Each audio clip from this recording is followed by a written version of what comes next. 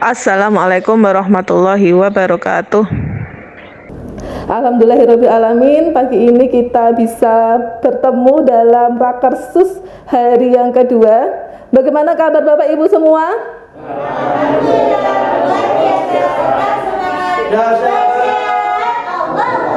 Luar biasa, terima kasih Bapak Ibu semua. Hari ini saya akan menyampaikan apa yang sudah saya dapat di pendidikan guru penggerak. Nah, untuk pemanasan ya, sebelum kita sosialisasi materi ya, silakan Ustadz Ustadzah berdiri semua. Kita mau senam, dari tadi belum senam nih. Ada yang sudah senam di rumah? Senam mulut ya, itu kesukaan ibu-ibu semua ya. Silakan. 4,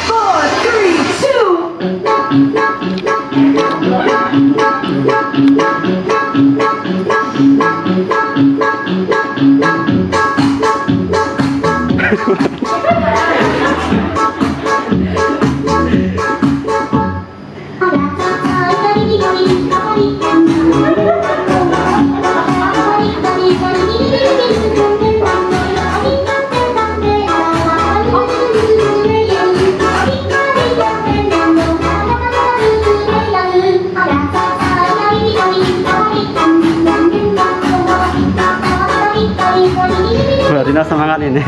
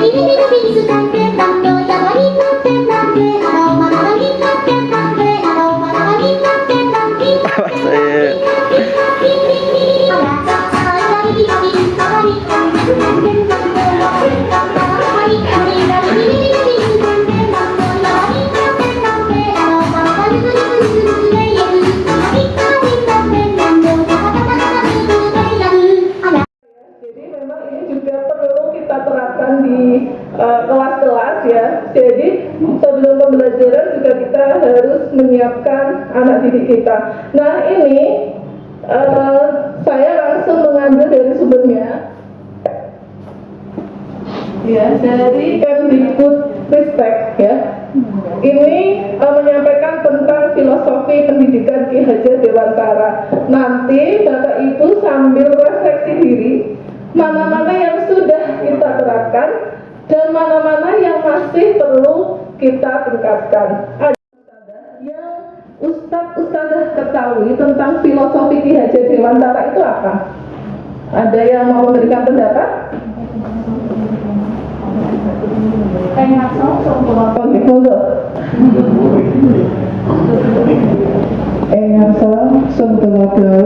Ing madya mangun karsa tutmuri handayani. Apa itu artinya? Di depan kita harus memberikan contoh, kemudian di tengah kita memberikan semangat ya, kemudian kita di belakang itu mendorong peserta didik kita untuk bisa memberikan hal yang positif, yang terbaik dari dirinya untuk bisa dimunculkan. Ya, tepuk tangan. Ada yang bisa memberi pendapat lain, menambahi, itu betul ya, luar biasa. Ada yang mau menambahi yang lain selain itu?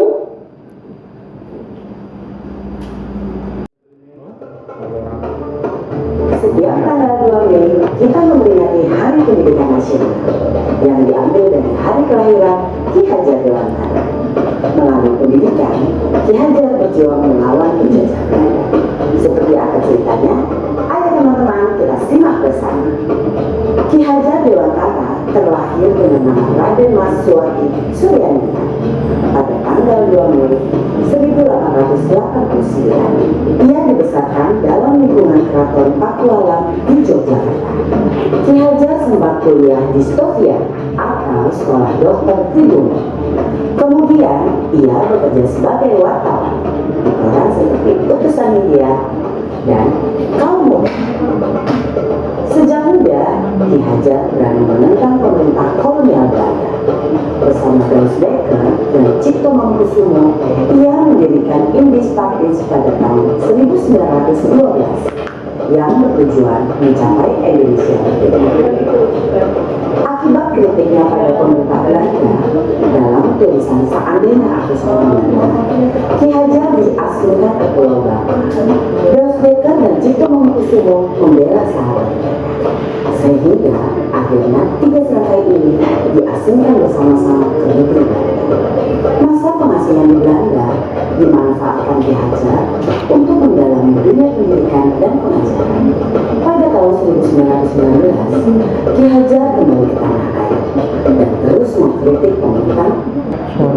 Bapak Ibu calon guru penggerak telah menyimak video profil sejarah Bapak Pendidikan Nasional kita Ki Hajar Dewantara. Pada kesempatan ini, izinkan saya untuk memaparkan refleksi saya terkait pemikiran Ki Hajar Dewantara untuk membuat kita lebih memahami impian besar beliau untuk membawa anak Indonesia mencapai kemerdekaan belajar. Ada 2 hal yang ingin saya sampaikan di sini.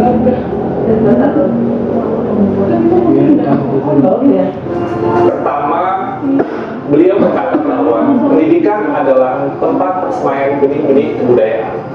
Pada hal ini, Ki Hajar membuat sebuah koneksi 2 hal yang tidak terpisahkan antara pendidikan dan kebudayaan. 2 hal ini adalah satu kesatuan.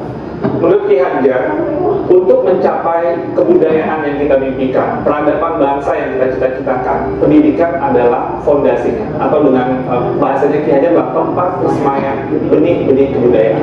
Dengan kata lain, pekerjaan yang kita lakukan di pendidikan bukan saja pekerjaan untuk anak bersekolah, ujian hasilnya baik, dan lain sebagainya, tapi adalah pekerjaan untuk menjemput kebudayaan yang kita cita-citakan. Dengan kata lain, ini adalah pekerjaan untuk membentuk peradaban. Jadi ini peran yang sangat penting antara pendidikan dan kebudayaan. Dua-duanya adalah satu ikatan yang tidak bisa dilepaskan. Yang kedua, inti dari filsafat Ki Hajar Dewantara itu adalah perubahan. Dalam hal ini, bagi saya, analogi yang tepat untuk filsafat Ki Hajar Dewantara itu adalah seperti tata surya, selalu bergerak, selalu tidak pernah berhenti, dari waktu ke waktu dia tidak pernah statis. Karena itu bagi Ki Hajar, kebudayaan tidak boleh statis, harus terus bergerak. Dalam upaya pemeliharaan kebudayaan, bagi Ki Hajar itu harus terus bergerak sesuai dengan kodrat alam dan kodrat zamannya. Jika kebudayaan itu terisolasi, kebudayaan itu akan menuju kehancuran. Pendidikan pun juga sama, tidak boleh statis. Pendidikan harus terus berubah, menjawab tuntutan zamannya. Karena sepertinya kalau dalam tata surya itu, kalau Bapak Ibu bayangkan, kalau planet itu berhenti bergerak statis dia, itu akan menjadi sebuah chaos, sebuah kekacauan. Dan itulah yang dilihat oleh Ki Hajar bahwa semuanya itu harus terus bergerak dan bergerak, tidak pernah berhenti. Artinya perubahan adalah hal yang kekal, yang harus terus terjadi. Selanjutnya, planet-planet itu pun dalam tata surya tidak ada yang sama. Di sini terlihat keberagaman. Ada planet Merkurius, ada planet Venus, ada Bumi, ada Mars, dan seterusnya. Dalam melihat planet-planet ini, inilah yang kita juga lihat dalam kebudayaan dan pendidikan. Dalam kebudayaan menurut Ki Hajar tidak ada yang sama. Ada kebudayaan yang mungkin seperti Mars, ada seperti Bumi gitu ya, tapi tidak bisa disamakan. Ketika kita melakukan pertukaran kebudayaan, itu bukan untuk menyamakan semuanya, tapi untuk menguatkan identitas dari masing-masing kebudayaan. Dan kebudayaan itu terus berputar dan terus berputar pada suku yang sama. Dan dalam filosofi Ki Hajar, sumbunya ini atau di mana semua planet itu bersumbu itu adalah nilai-nilai kemanusiaan. Dan ini yang menjadi hal yang esensi dari semua kebudayaan, dimanapun kebudayaan itu berada, baik itu kebudayaan di Indonesia yang beragam maupun kebudayaan dunia yang juga sangat beragam. Esensinya menurut Ki Hajar adalah nilai-nilai kemanusiaan. Tadi, ya, salah satunya, menurut Bu Erni apa Bu Erni? Pendidikan itu tempat bersemayamnya benih-benih kebudayaan. pasti ada sebuah perubahan. Jadi di situ dikatakan sekali lagi, kebanyakan tadi muter-muternya adalah tentang kebudayaan, bagaimana keberagaman yang ada itu menguatkan identitas, bukan untuk menghilangkan tapi menguatkan identitas, menciptakan keunikan masing-masing.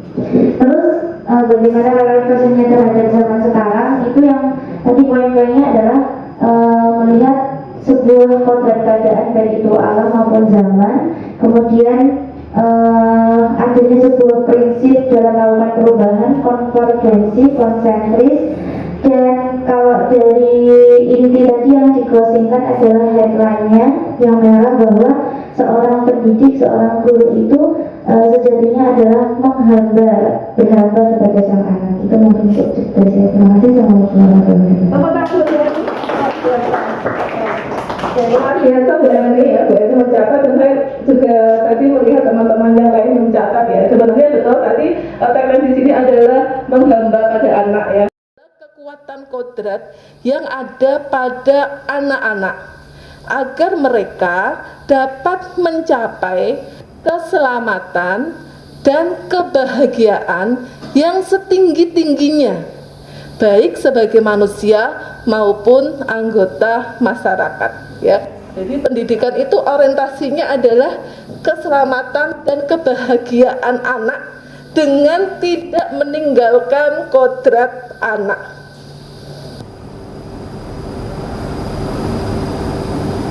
Ini masih sama.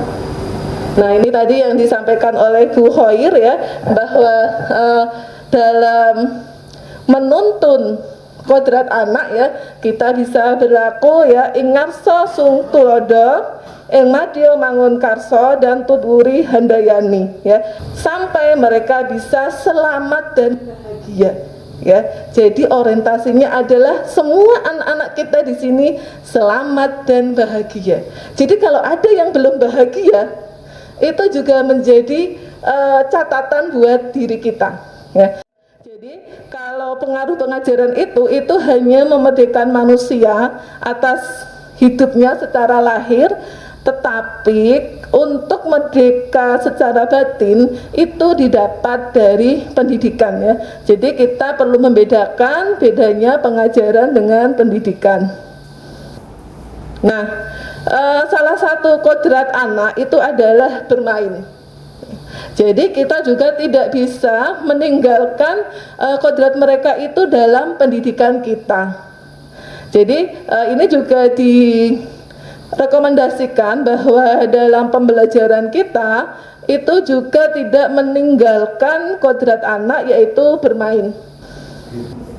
Nah, selanjutnya adalah tentang pendidikan yang berpihak pada anak ini. Ada sebuah cerita menarik ya dari Ki Hajar Dewantara saat beliau itu diasingkan di Belanda ya. Saat itu anaknya yang bernama Ni Asti itu minta perhatian beliau karena beliau itu sedang fokus dengan suatu pekerjaan.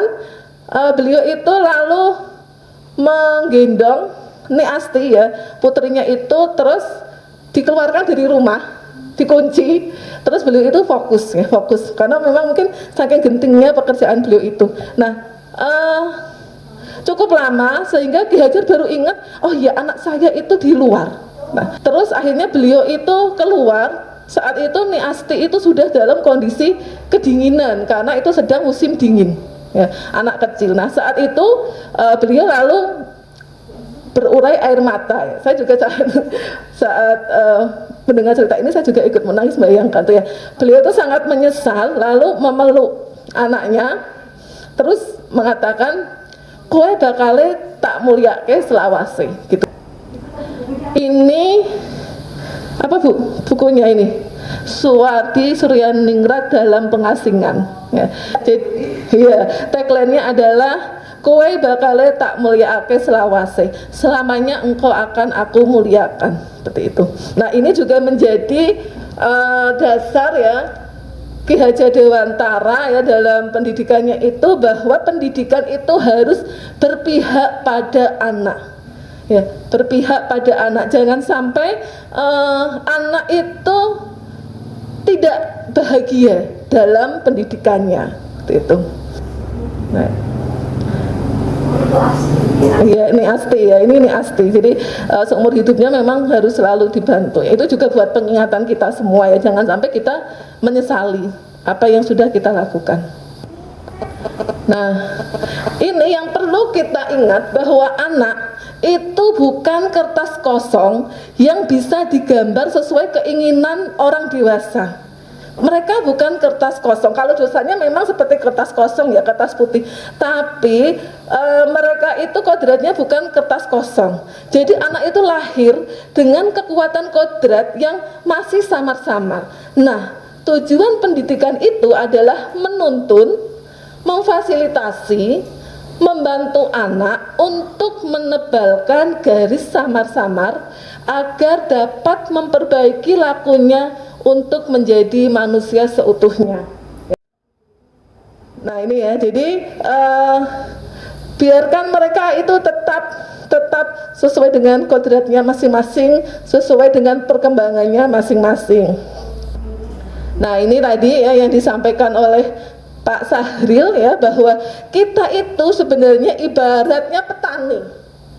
Ya, petani, anak-anak kita adalah bibit yang beraneka macam. Ada padi, ada kedelai, ada jagung, ada bayam dan yang lain. Kita nggak mungkin membuat padi menjadi jagung atau jagung menjadi ketela pohon, nggak mungkin. Sampai kita kemeringet pun nggak akan jadi. Tetapi fungsi kita, tugas kita adalah bagaimana agar jagung itu bisa tumbuh dengan baik, kedelai itu bisa tumbuh dengan baik, padi itu juga bisa tumbuh dengan baik. Kita sediakan lahannya yang sesuai, kita sediakan pupuknya, pengairannya yang sesuai. Itu yang perlu kita pikirkan. Nah, oke. Saya mau minta 2 orang sukarelawan ke depan.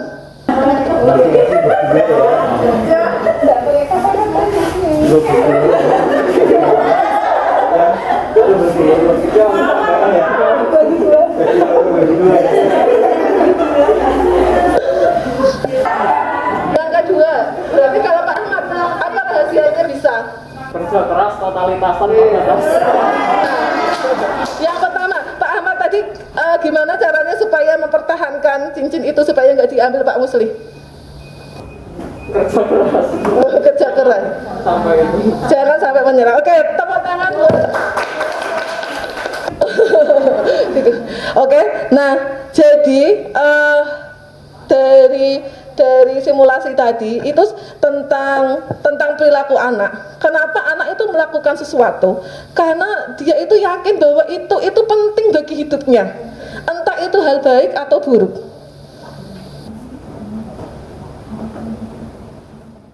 Di dalam kelas itu kita perlu membuat yang namanya adalah keyakinan kelas ya. Keyakinan kelas itu berbeda dengan peraturan kelas ya.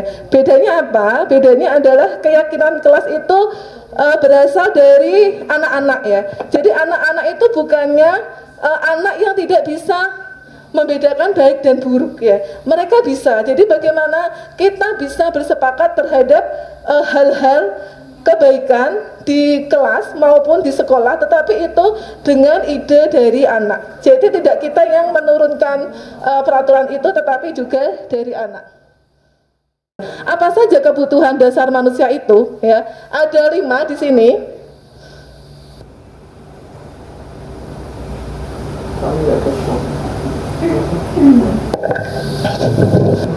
Yang pertama adalah survival. Apa itu survival? Bertahan hidup ya, bertahan hidup. Lalu cinta kasih atau diterima, penguasaan, kesenangan, dan kebebasan.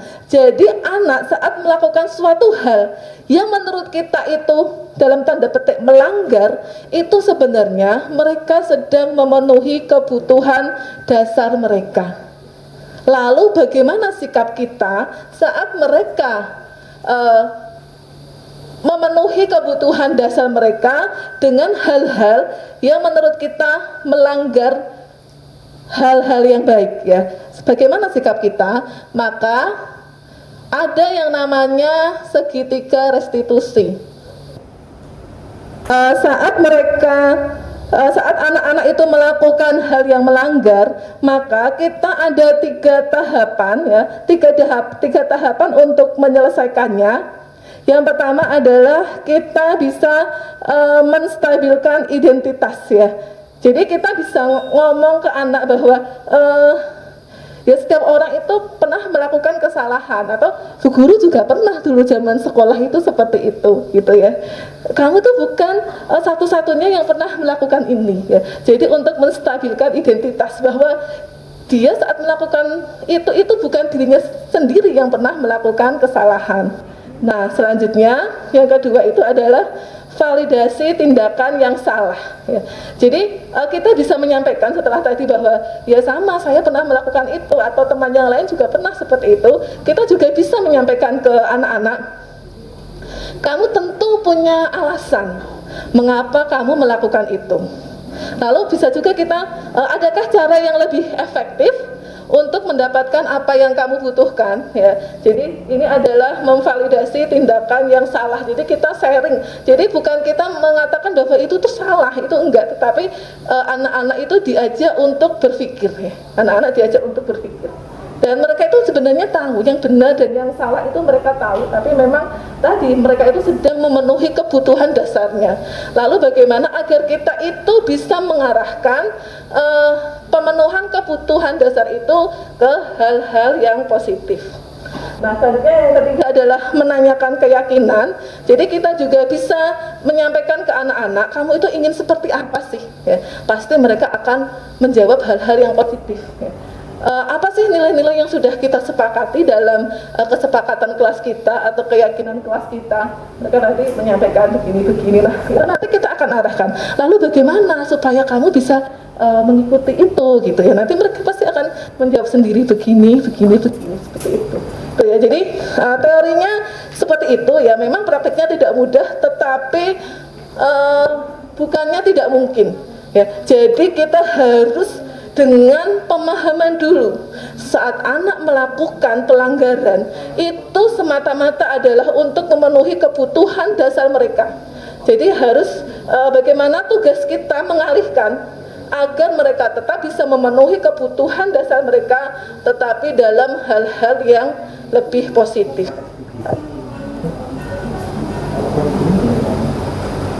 Terakhir ya, ini sebenarnya masih banyak, nanti akan saya share link materinya.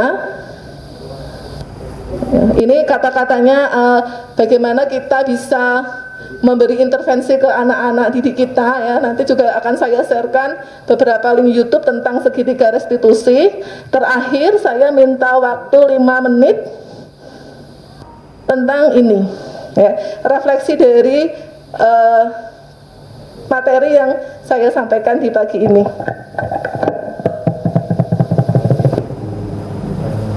Minta tolong nanti bisa ditulis namanya. Nanti yang jawabannya terbagus nanti Pak.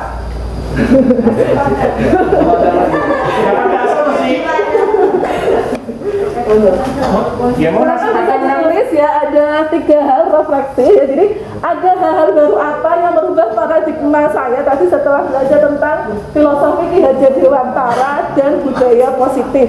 Lalu yang kedua, perasaan atau pemikiran yang muncul selama mengikuti sesi ini.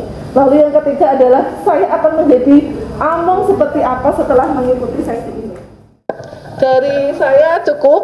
Terima kasih atas perhatian Bapak Ibu semua.